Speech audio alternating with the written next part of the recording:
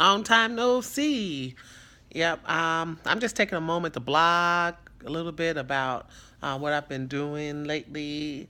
I'm still doing my emergency foster care at the moment.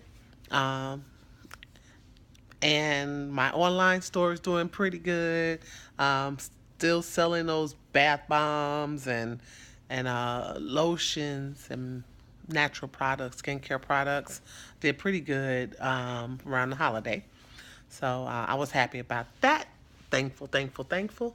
Um, but one thing that I do want to say is that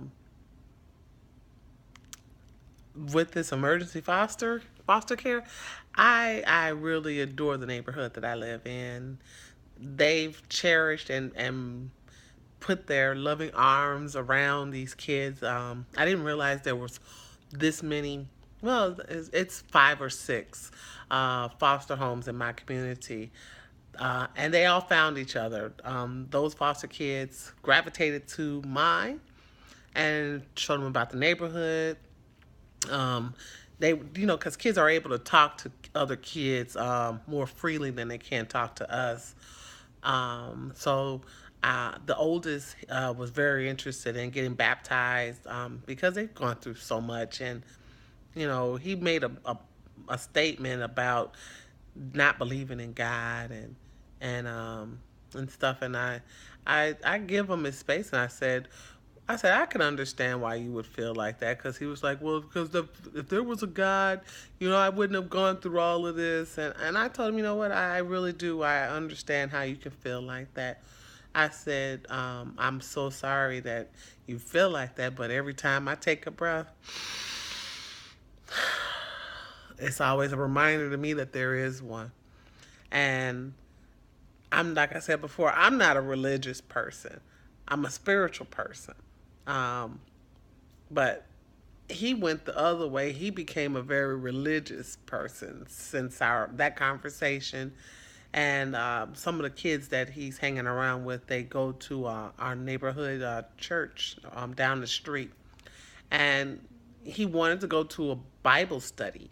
And at first I was like, I don't know, because I just don't like think that kids and forcing children into any type of religious sector, because that needs to be made with an adult. That's an adult decision. So I let him go because he said he just wanted to go with his friends, check it out, see what it was about, and he came home baptized. He, he went and got baptized. So uh, that's that was his prerogative. I was happy for him. He was happy about it. So I don't get in the way of anything like that. So right now, him and his brother, they went to church. They wanted to be at the 8:30 children's Bible study. So I got up, dropped them off. Uh, they said they were going to hang out there. They were going to go to the children's Bible study and then the regular service, and then them and their friends, they were going to go and hang out and go get some McDonald's. I said, fine. I mean, why would I be upset about something like that? I mean, I don't get in the way. I don't get in the way of anything like that. When you come into emergency care, when you bring these kids into emergency care, I'm not trying to bombard them with a lot of rules and regulations and things like that. It's already hard enough, so I just kind of like just let him be. If he wants to go to church, let him go. You know, let them go. They're not hurting anybody.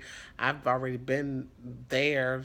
They have my number at the church.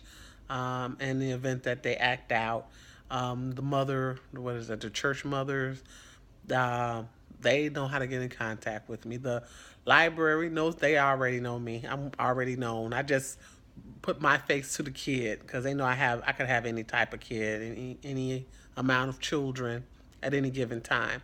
So usually when I first get in, I just take them to the library. I let them get a face, like, okay, these are the kids I have now.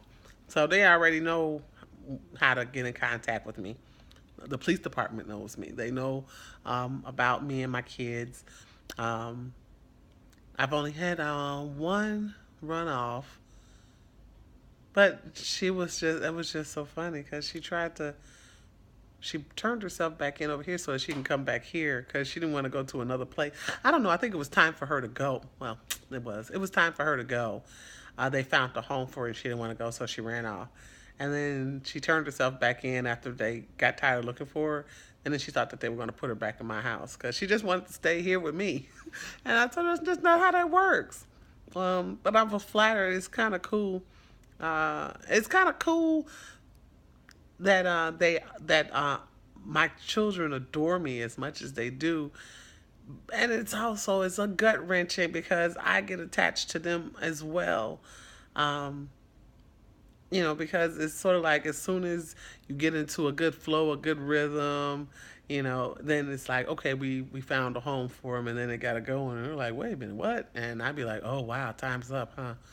And it's hard, and it's sort of like I have to thicken my skin because I used to cry. I used to cry every time one of the kids left. I used to cry. I used to cry so bad, so bad. Be sitting in my car just boo hooing, boo hooing. And sometimes the caseworker would call, and they would call and see if I had like dropped the kids off, and I would still be crying. They'd be like, "Why are you crying?" And I'd be like, "Oh, cause I miss them already." And they'd be like, "Oh my God, you gotta thicken your skin."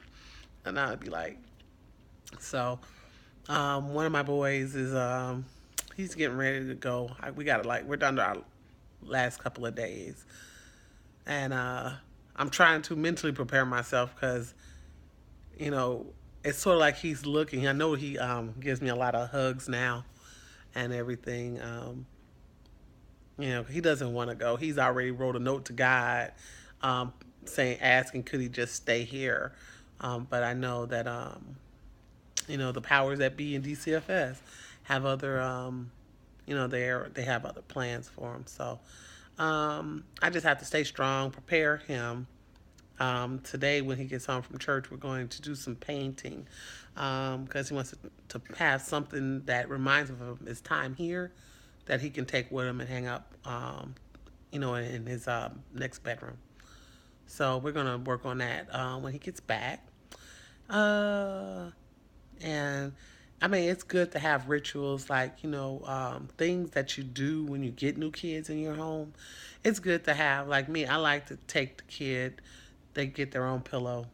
I like them to pick their own bedding. Uh, I keep the blankets. I keep my blankets, but sheets and pillowcases and the pillows, that's just another $10, like at Walmart. It's just one twin fitted because none of the kids like to have the sheet that you pull over. So I stopped buying the one at the top sheet. So it's just pretty much a fitted sheet, a pillowcase, and a pillow, and it's about $10. So that's sort of like my ritual because it's that way they know it's something that's just for them. Um, and a lot of them like to take them with them, because they want to sleep on their own pillow and they want to sleep on their own sheets. So it's something that I let them just go ahead and take back. And then on the way out, I kind of always make something jewelry. We'll do something together where they can remember me and remember to have the moment for here. So it's either we'll make some jewelry, um, bath bombs, paint, um, something of that, some little clay sculpting stuff. It's whatever whatever we're working on at that time, or that they're into. Then we kind of like we'll just do some kind of like a little exercise of that nature. That's a good ritual for like them leaving. And if they're leaving and it happens to be abruptly, which it sometimes does happen, where you'll get a call from that caseworker and they'll be like, hey, we're getting ready to go pick up the kid. We found a home. I'm picking them up from school. Can you get your stuff together? And that's all the time you got. So, on that note, I like to keep a little those little thank you cards, and I will write, words of encouragement to them, for their journey. So it's just like little things like that are just little things that just go a long way. And as usual, I keep in contact with everybody. Every kid that came in my home has contact with me. I am very social media um, exposed because of these kids. Like they've taught me Snapchat and um, the the book and Instagram. So we all got each other handles. So they'll direct message me or inbox me, questions, concerns, or they're up, just letting me know, what's going on with them. Like one of the little boys, he called and let me know that the family that he's living with now are getting ready to adopt him, which I told him was fantastic. And he it was happy because that's something that he wanted, a two-parent home. I'm a single parent, so I knew, when he left, I knew that that was important, that they look for him a two-family home. So I was grateful that they did listen and they found the one, and this family was willing to adopt him, and that was just an awesome thing. And he's an awesome kid. He was an awesome kid. I liked him. So there's a lot of good rewards when it comes to fostering. You just have to have the patience, the time, and a lot of love, to do this type of work. So, this is my blog for today. I'll update y'all again at a later time. Peace.